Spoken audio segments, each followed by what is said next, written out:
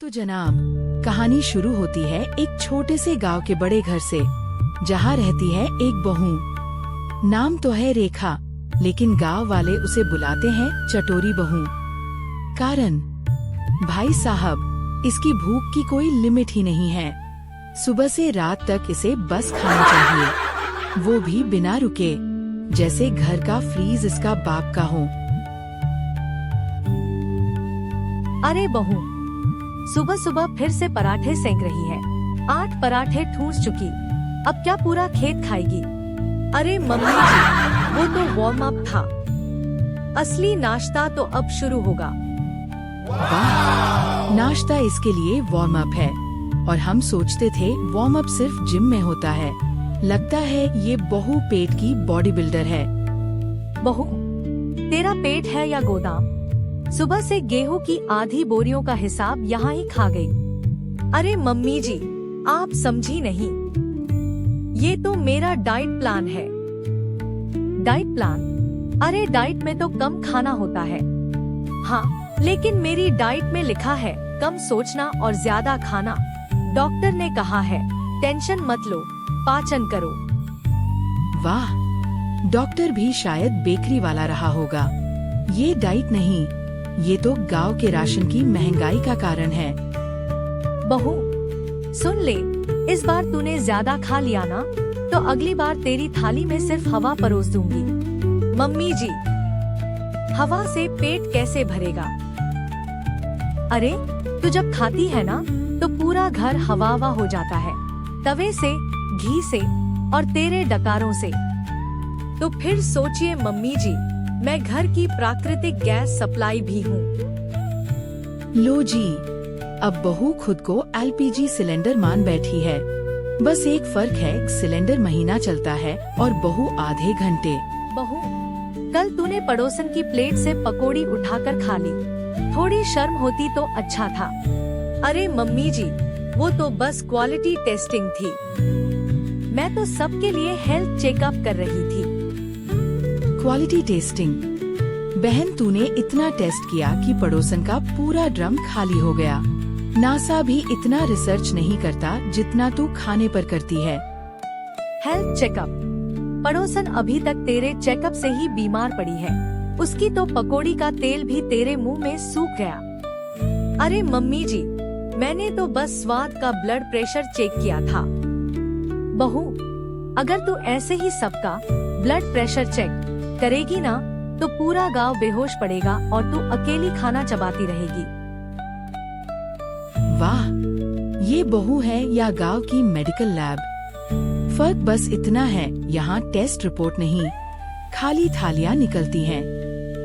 Mummy जी, आप समझती ही नहीं, मेरी जीभ है कि इतनी सेंसिटिव कि उसे हर चीज चखनी पड़ती है। जैसे डॉक्टर का स्टेथोस्कोप दिल की धड़कन सुनता है, वैसे ही मेरी जीभ खाने की धड़कन सुनती है। हाँ, और तेरी जीभ की धड़कन सुनते सुनते पूरा मोहल्ला भूख से धड़कना बंद कर देगा।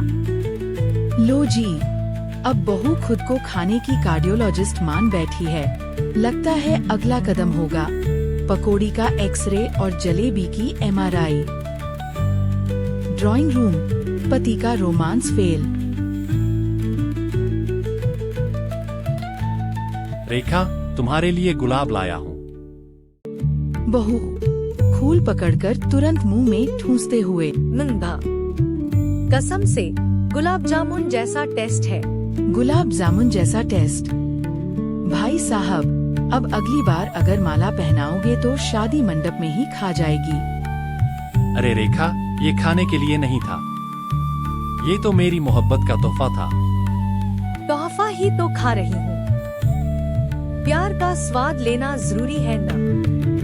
वाह, लोग प्यार में दिल खाते हैं, ये खूल खा रही है। अगली बार शायद पति की सैलरी स्लिप भी चबा जाएगी, प्यार का बजट टेस्ट करने के लिए। रेखा, मैं सोच रहा था कि आज शाम हम दोनों कैंडल लाइट डिनर पर चलें। सच में? Candle light? यस, मैं कैंडल का मक्खन वाला हिस्सा खा लूंगी, बहुत स्वाद आता है। कैंडल खाने के लिए थोड़ी होती है, क्यों जलाते हो? साफ साफ बोलो ना, खाना ही तो है। तेल, मोम सब तो डाइटिंग मटेरियल है। लो जी, अब बहू मोमबत्ती भी खाने को तैयार है। दिक्कत ये है कि अगर कभी रोमांस में लालटेन जलाई तो पूरा घर अंधेरे में रह जाएगा। गांव के अखबार की सबसे बड़ी हेडलाइन का पांडे जी की बहू ने फिर किया धावा। इस बार निशाना समोसे पर। अब लोग घर नहीं जाते, सीधा पांडे होटल एंड रेस्टोरेंट पहुंच जाते हैं। अरे सुन, कल पांडे जी की बहू ने मेरी प्लेट से समोसे भी गायब कर दिए। अरे पूरा गांव कहता है पांडे जी का घर नहीं होटल है। होटल? जी नहीं, ये तो 5 स्टार बुफे है। फर्क बस इतना है, यहाँ खाने की बुकिंग करनी पड़ती है, लेकिन बहू पहले ही खा जाती है। रेखा, अब लोग मुझे होटल का मैनेजर कहने लगे हैं। तो क्या हुआ जी, आप मैनेजर बन जाओ, मम्मी जी रिसेप्शन संभाल ले और मैं फूड टेस्टिंग की हेड बन जाऊंगी। वाह, मतलब पूरा खानदान इसका होटल स्टाफ हो गया। बहन, अगली बार पापा जी को शेफ बना लेना बस। बहू, तेरे खाने पीने की वजह से अब गांव वाले हमें होटल नहीं ढाबा कह रहे हैं। अरे मम्मी जी, ढाबा तो अच्छा है, वहाँ लोग भूख मिटाने आते हैं। वैसे भी मेरे पेट की कस्टमर लाइन कभी खत्म नहीं होती। Customer line? अरे ये तो पेट में रेलवे प्लेटफॉर्म बना बैठी है। ट्रेन आती है, जाती है और बहू प्लेटफॉर्म साफ कर देती है।